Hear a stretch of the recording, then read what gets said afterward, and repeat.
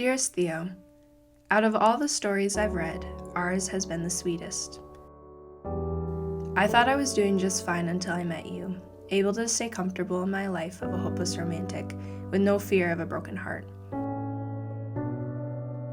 But then you appeared, almost out of thin air.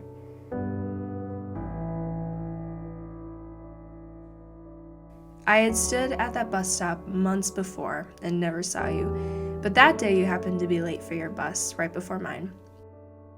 Who knew a mere 15 minutes had separated me from meeting you every day?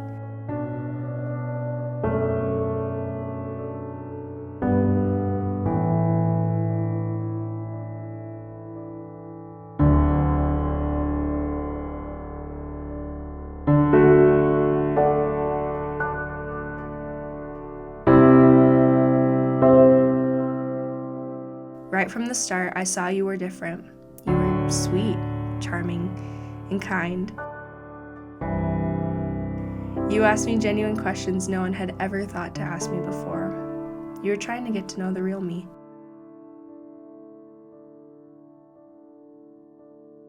I'll never forget that time at that one cafe, you know the one, with the board games and books in the corner.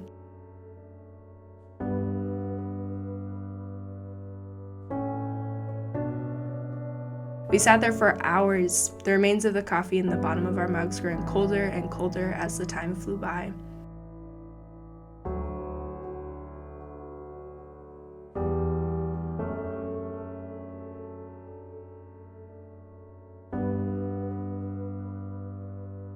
We talked about our lives together. It felt like only minutes had passed. That day was the day I first told you I loved you.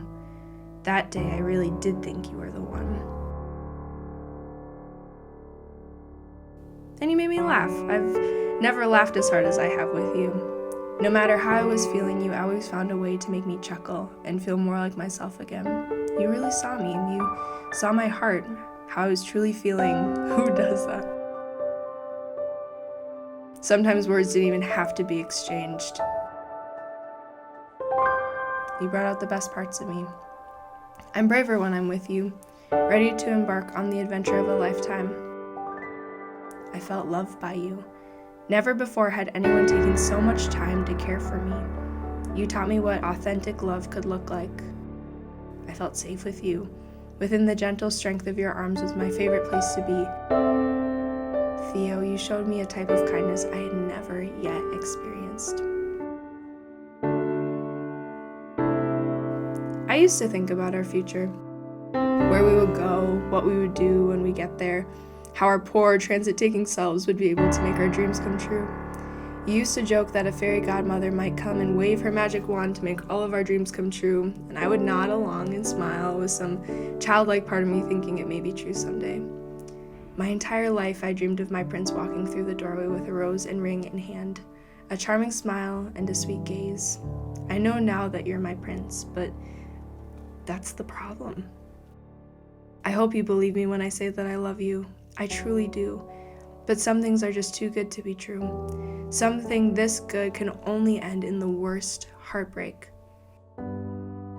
Here's the thing about love. It doesn't last.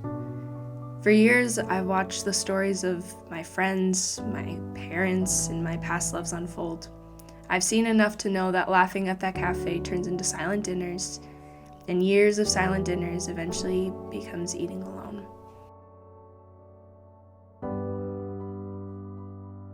I want to remember you always like this, so pure, so in love.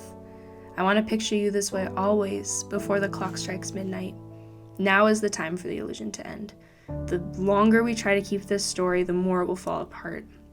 My love, I cannot begin to express how much I love you, but love is too fragile of a thing to last forever.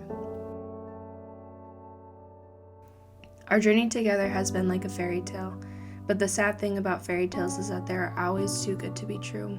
There are no glass slippers, no fairy godmothers, and no magic to make everything play out perfectly. We are no prince and princess. We're Betty and Theo, an imperfect couple in an equally imperfect world.